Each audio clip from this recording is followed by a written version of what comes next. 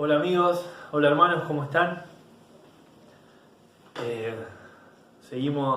Vamos a seguir reflexionando sobre este tiempo de Semana Santa, ese tiempo que nos agarra sin poder encontrarnos, sin poder juntarnos, sin poder participar todos juntos de la adoración, sin poder participar todos juntos de escuchar su palabra.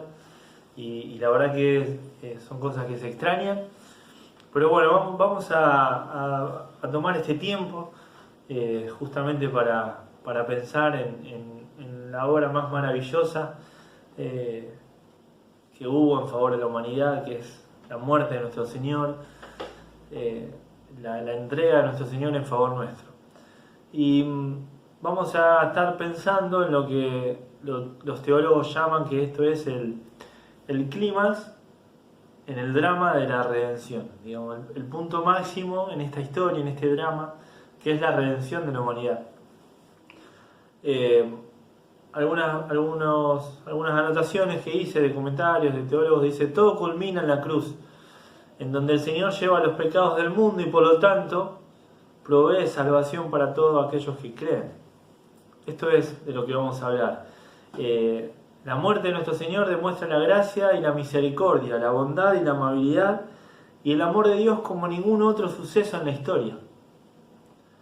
Justamente es la manifestación más grande de amor y de gracia de parte de Dios. Ahora, según los versículos que vamos a leer ahora, que es en base al Evangelio de Mateo, capítulo 27, los versículos del 27 al 44, vamos a ver que Mateo, si bien esto está claro a la vista por el mismo relato, pero el enfoque que Mateo da no es justamente desde el corazón de Dios, desde la bondad, desde la amabilidad, sino todo lo contrario, sino que él enfoca su relato en lo perverso del corazón, en lo malo del corazón del hombre y de las cosas malas que puede hacer el corazón del hombre, todas las maquinaciones y cómo puede pensar cosas tan malas y cómo puede llevarlas a cabo el corazón del hombre lejos de Dios. Entonces, pensándolo de esta manera y recordando el versículo de Jeremías 17:9 que dice que engañoso es el corazón más que todas las cosas y perverso, teniendo esto en mente es que vamos a pensar sobre estos versículos. Vamos a los versículos entonces. Mateo 27, a partir del versículo 27 dice: entonces los soldados del gobernador llevaron a Jesús al pretorio y reunieron alrededor de él a toda la corte romana, y desnudándole le pusieron encima un manto escarlata, y tejiendo una corona de espinas se la pusieron sobre su cabeza y una caña en su mano derecha, y arrodillándose delante de él le hacían burla diciendo: salve, rey de los judíos. Y escupiéndole tomaban la caña y le golpeaban en la cabeza. Después de haberse burlado de él, le quitaron el manto, le pusieron sus ropas y llevaron para crucificarle. Esta compañía de 600 soldados que estaban alrededor de Jesús en el patio del pretorio, del palacio de Pilato, empezó a burlarse de este rey. No podían entender ellos este rey que veían, entonces aprovechaban esto, este rey en desgracia, totalmente distinto a los reyes que ellos estaban acostumbrados. Entonces empezaban a burlarse, lo golpearon y lo torturaron de una manera inhumana.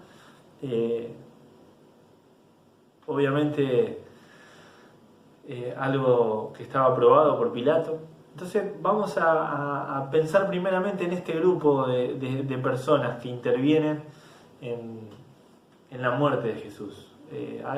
En el texto podemos ver bien diferenciado 4 grupos de personas. Entonces vamos a justamente detenernos primero en los soldados. Dijimos que eran más o menos 600 soldados, pero también hay un simbolismo muy lindo en estos primeros versículos. Dice el versículo 28 que lo desnudaron y le pusieron un manto escarlata. Y Juan nos dice que este manto era púrpura. Era una capa que estaba probablemente tirada, por lo que nos dice según los idiomas originales, según el griego, de algún soldado que estaba en desuso. Y bueno, era un manto pesado y se lo pusieron a Jesús. Obviamente para burlarse, para figurar como que era la vestidura de un rey. Sobre todo las vestiduras púrpuras eran características de la realeza. Entonces hay un lindo simbolismo que nos lleva a pensar en Isaías 1:18, que dice: vengan, pongamos las cosas en claro, dice el Señor. Son sus pecados como escarlata, quedarán blancos como la nieve. Son rojos como la púrpura, quedarán como la lana. Entonces vemos que la túnica escarlata que está cubriendo la carne de Jesús es el símbolo que está llevando nuestros pecados escarlata, que está cargando con nuestros pecados. Él llevó nuestros pecados, el que no conoció pecado por nosotros se hizo pecado. Otro simbolismo muy grande, muy fuerte, que vemos acá es en el versículo 29, la corona de espinas. Esto tenía la intención obviamente de imitar a la corona de Tiberio César que aparecía en las monedas, ¿no? Y bueno, pero esto era una corona muy distinta, una corona que lastimaba, que hería la cabeza del Señor. Pero sobre todo lo que nos lleva al simbolismo son las espinas. Es una corona de espinas. Bueno, nos lleva a pensar en Génesis 3:18, en la maldición de Dios hacia la tierra. Dice, maldice Dios, después del pecado maldice la tierra y dice que producirá espinas y cardos. Entonces vemos que está llevando tanto la maldición, nuestros pecados, está llevando nuestros pecados que son escarlata, que los va a hacer blancos como la nieve. Está llevando la maldición de la tierra, que produce espinas. Entonces leo algo que dice el pastor MacArthur, dice: ya que en la cruz Jesús no solo quitó el pecado, sino quitó la maldición de la tierra entera. Romanos 8 dice que la creación entera espera la manifestación gloriosa de los hijos de Dios, cuando también será librada de la maldición. O sea que no solamente está llevando nuestros pecados y está llevando la maldición de la tierra, sino que la tierra espera, como dice Romanos 8, la manifestación gloriosa de los hijos de Dios, cuando también sea librada de la corrupción a la cual fue dispuesta por esta maldición. Así que bueno, Jesús está totalmente golpeado, Jesús está desfigurado por los golpes. Entonces de nuevo nos lleva también Isaías a ver que no hay en él belleza ni majestad alguno. Su aspecto no era atractivo y nada en su apariencia lo hace deseable. Dice Isaías 53:2. Y lamentablemente no han terminado. Se siguen burlando del Señor. En el versículo 29 y 30 dice que pusieron en su mano derecha, que es símbolo de autoridad, una caña, como si fuera un cetro. Los cetros de los reyes de esa época eran de oro y de marfil. El de este rey era de caña. Cuánta burla, cómo se aprovechaban de nuestro Señor, cómo el Señor permitía todo eso con todo su poder, pero Él permitió sufrir todo eso. Y bueno, este grupo de soldados seguían burlándose, se arrodillaban delante de Él, le decían: salve, Rey de los judíos. Con esa misma caña le seguían pegando. Y bueno, seguimos pensando en este grupo. ¿Qué pasó con este grupo? Que después lo llevan, que después lo crucifican, que después siguen totalmente como si nada. Fíjense en el versículo 36, después que lo crucificaron, después que tiraron suertes para repartirse sus vestidos. Dice, y sentados le custodiaban allí.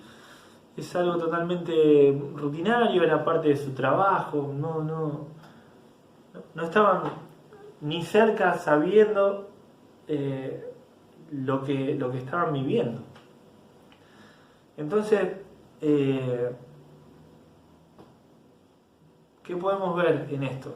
En medio de que ellos estaban cumpliendo con su trabajo, entre comillas, de nuevo, burlándose, golpeando a nuestro Señor, ahora en este caso ya crucificándolo, y donde el Señor está con el dolor al máximo, donde no podemos ni imaginar el dolor que está sintiendo nuestro Señor. En ese contexto, el Evangelio de Lucas agrega que en Lucas 23:34 dice: Padre, perdónalos porque no saben lo que hacen.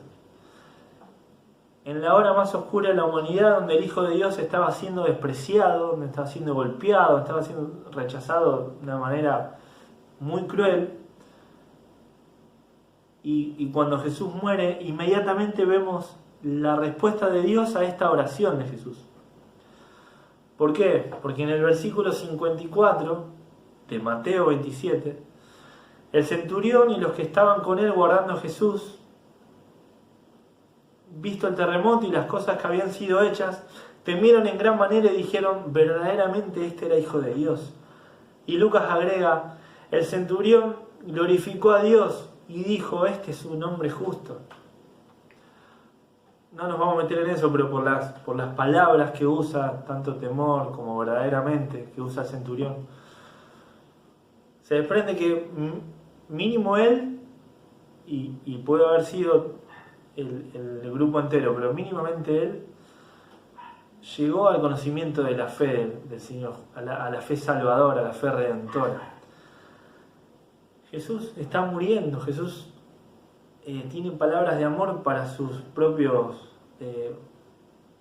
la propia gente que tanto lo estaba dañando. Y en ese momento, a ese grupo de personas, que la mayoría había despreciado a Jesús, la mayoría lo había golpeado, mínimamente uno de ese grupo encontró la gracia incomparable de nuestro Señor. Qué hermoso es pensar esto, que en medio de todo lo que estaba pasando, después de todo el daño que habían hecho estos soldados,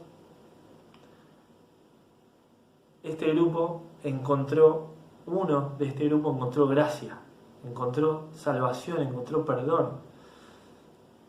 Solamente Dios puede hacer eso en un corazón que en un momento está golpeando, burlándose, despreciando, y después enseguida se da cuenta de su pecado, se da cuenta de la necesidad, se da cuenta de lo que hicieron, se arrepiente y puede decir: este es un hombre justo, verdaderamente este era Hijo de Dios. Vamos a pensar en otro grupo de personas, y no quiero que se vaya el tiempo, ya vamos unos 13 minutos. Y el texto dice, el versículo 39 dice: los que pasaban le injuriaban meneando la cabeza y diciendo: tú que destruyes el templo y en 3 días lo reedificas, sálvate a ti mismo si eres el Hijo de Dios y desciende de la cruz. Entonces el otro grupo de personas que vemos es aquellos que pasaban, los que pasaban. Podemos decirlo que eran el pueblo, ¿no? En su gran mayoría judíos, pero también había algunos gentiles. En su gran mayoría judíos por el tiempo que estaban viviendo de la celebración de la Pascua.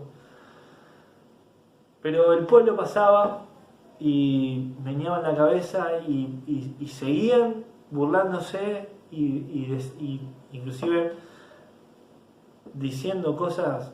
No nos vamos a meter en el error de cómo interpretan ellos lo que Jesús había dicho, que Él iba a reedificar el templo en 3 días. Pero sí, como tentándolo a Jesús, como diciendo: pero vos que dijiste, salvate vos mismo. Si eres el Hijo de Dios, descendé de la cruz.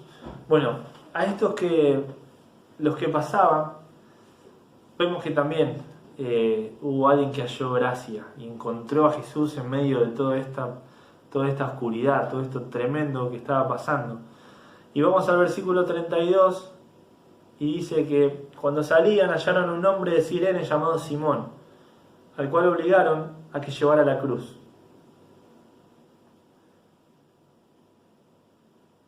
el versículo, bueno, lo que leímos recién, el versículo 32 nos dice esto, pero el Evangelio de Marcos agrega algunos datos más que de primera vista no nos suman mucho, pero veamos. Marcos 15:21 dice: y obligaron a uno que pasaba, a Simón de Cirene, padre de Alejandro y de Rufo, que venía del campo a que llevase la cruz. Bueno, Cirene era un lugar de residentes griegos. Simón, como su nombre lo indica, es un nombre judío, es el nombre judío. Podemos pensar también que esta persona era una persona judía que vivía en este lugar de África, que es Cirene, lo que probablemente hoy sería Libia. Pero, ¿por qué Marcos agrega esto de padre de Alejandro y de Rufo? Bueno, lo primero lo que podemos pensar es que es muy probable que Marcos haya escrito su evangelio en Roma. Es muy probable que sus primeros lectores hayan sido romanos. Y justamente está nombrando a dos personas que son conocidas para la iglesia, para los primeros lectores de su evangelio. Simplemente él identifica a Simón como el padre de Alejandro y Rufo. ¿Por qué lo asociamos con romanos? Y ahora, no con romanos, sino con gente justamente de Roma. El apóstol Pablo, cuando escribe su carta a los romanos, en el capítulo 16, el versículo 13, dice: saludad a Rufo, escogido en el Señor, y a su madre y mía. Entonces Pablo está refiriéndose a alguien que se llamaba Rufo. Pablo está escribiéndole a los romanos. Marcos probablemente también, o Marcos seguramente también, según lo que dicen los estudiosos, que parece ser que este Rufo es una persona conocida entre los cristianos de Roma. Como decíamos, Marcos está escribiendo en Roma. No quiero mezclarlos mucho, pero entonces Pablo saluda a Rufo y a la mamá de Rufo, que la considera como su madre también. Evidentemente la mamá de Alejandro y de Rufo ha sido alguien que lo ayudó mucho a Pablo, que probablemente ha sido muy hospitalaria con él. Él la considera como una madre, los tratos que habrá tenido esta señora. Y bueno, Pablo lo identifica como un escogido en el Señor, a Rufo. Entonces, acá también copio del pastor MacArthur, dice: ¿quién sería la madre de Rufo? Es la esposa de Simón. No es demasiado difícil entonces reconocer que pudo haber sido que Simón, aunque de manera no planeada, estaba pasando y se le obligó a cargar la cruz de Cristo. Y a través de esa experiencia llegó a la fe en Cristo. Entonces lo que comenzó con un acto obligatorio se volvió en el medio de su conversión, y así el de su familia, y así el de sus hijos, y así el de su señora. Los que pasaban, la mayoría despreció.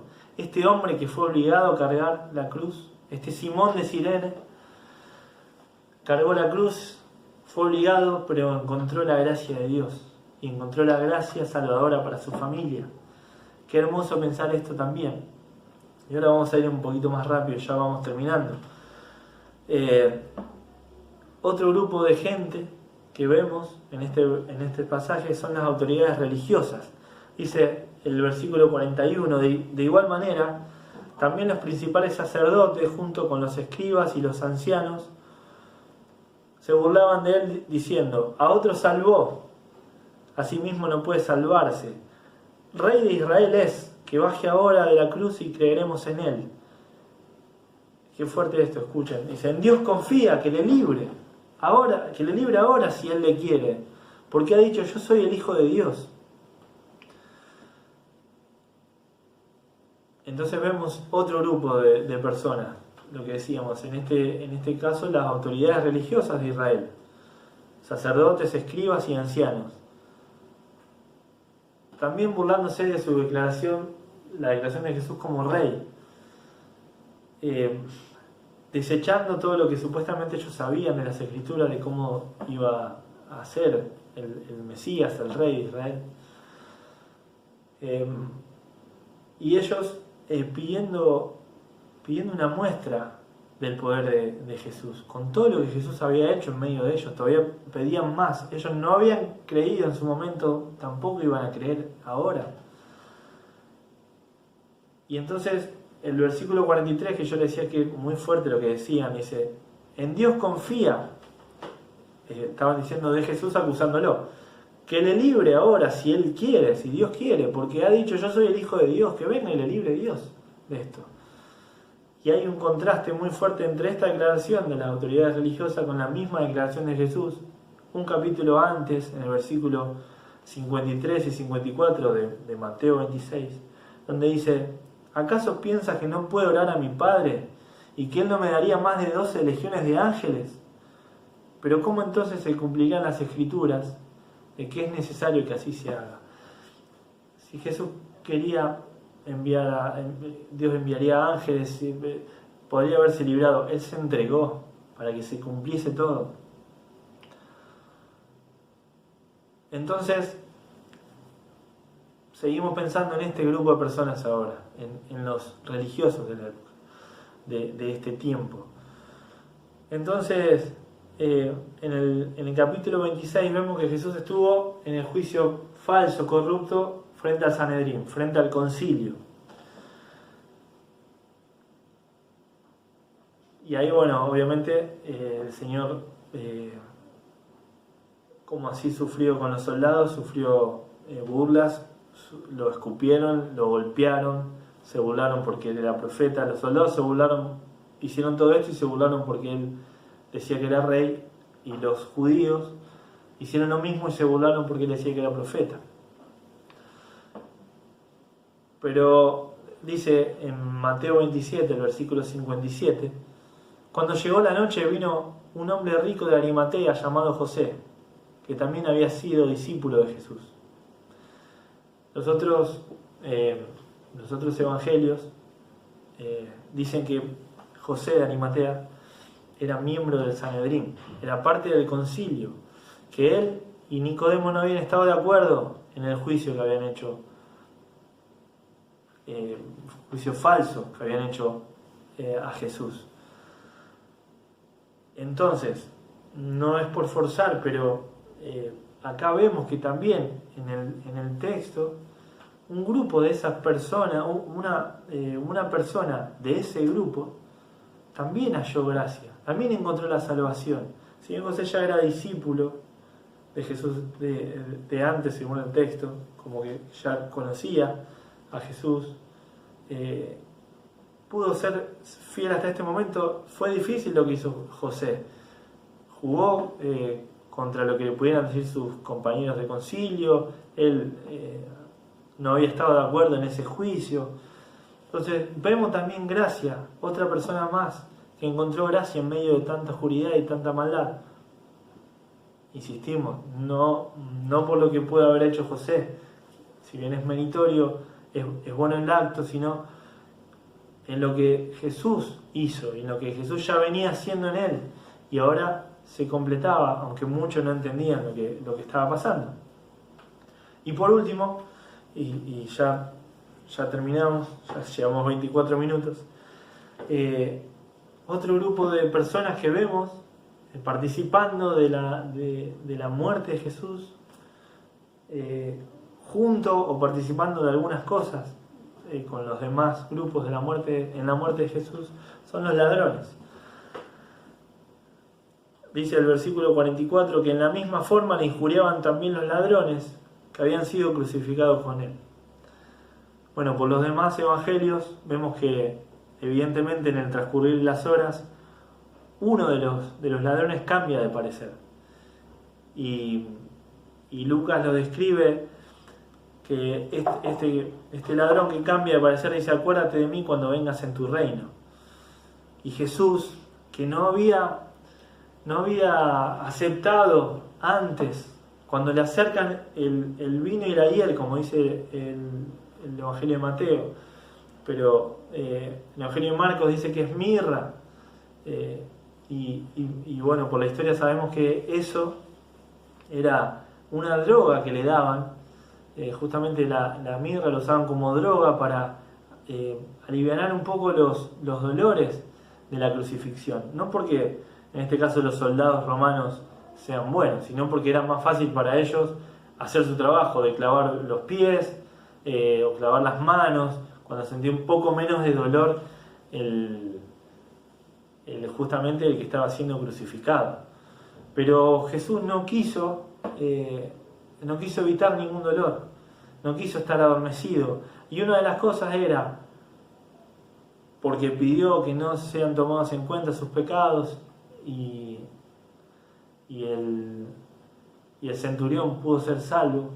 Y otro diálogo que tiene, justamente teniendo lo poco que quedaba de él, de fuerzas, él le puede decir a este ladrón: de cierto te digo que hoy estarás conmigo en el paraíso. Entonces ahí vemos que otra persona más de otro grupo de personas que participa en este momento encuentra salvación y encuentra perdón en medio de nuevo de tanta oscuridad. La gracia de Dios no la entendemos, la gracia de Dios, la misericordia de Dios la aceptamos y la atesoramos y nos asombramos de esta salvación. No hay pecado en nosotros que pueda separarnos, no hay nada que pueda separarnos del amor de Dios. Y ahora, pensando un poco en aquellos que escuchen esto, primeramente fue un pedido del grupo de jóvenes, me llamó Miguel esta semana para a ver si podíamos tener una reflexión un poquito más cortita que lo que se está haciendo, era la idea, pero pensando que a lo mejor este mensaje lo pueden escuchar chicos o gente que no tiene esta experiencia. Mirá, yo no quiero ser crudo, pero si vos no tenés la experiencia con Jesús, acá están las dos caras. O lo escupís, o te burlás, o le pegás a Jesús, lo despreciás, o sos alguna de estas personas que encontraron salvación. No hay otro equipo, es uno u otro. Así como estás, vení. El centurión no hizo nada. El centurión en ese momento tuvo conciencia de su pecado, se arrepintió y fue salvo. El ladrón lo mismo. Simón de Cirene, que llevó la cruz, no sabemos mucho, pero fue salvo en medio de toda esa maldad que había. Entonces, así como estamos, así como estás, vení a este Salvador.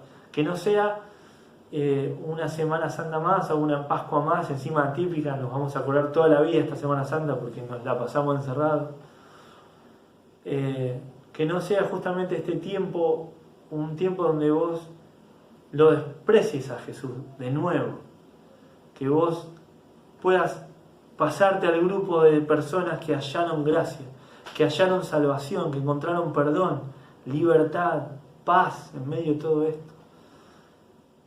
Estamos en un tiempo donde el mundo está desesperado, un tiempo donde el mundo no entiende qué pasa, un tiempo donde la gente se muere, donde se contagia de algo que no se sabe nada, no hay cura, no hay nada, y nosotros como pueblo de Dios podemos contarte de esa paz.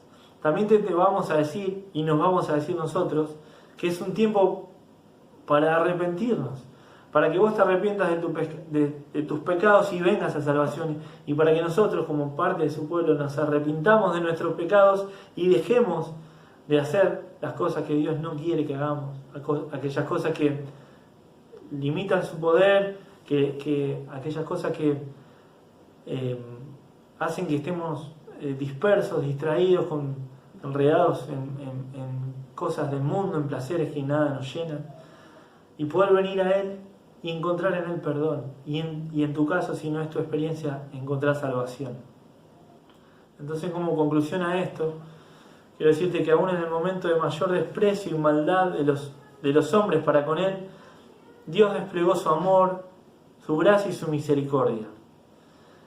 Y para los creyentes, para aquellos que ya tenemos esta experiencia, debemos recordar cada día el Evangelio. Debemos recordar cada día de dónde Jesús nos liberó, de dónde nos sacó, que éramos nosotros los que escupíamos al Señor, los que pegábamos, los que nos burlábamos de nuestro Señor.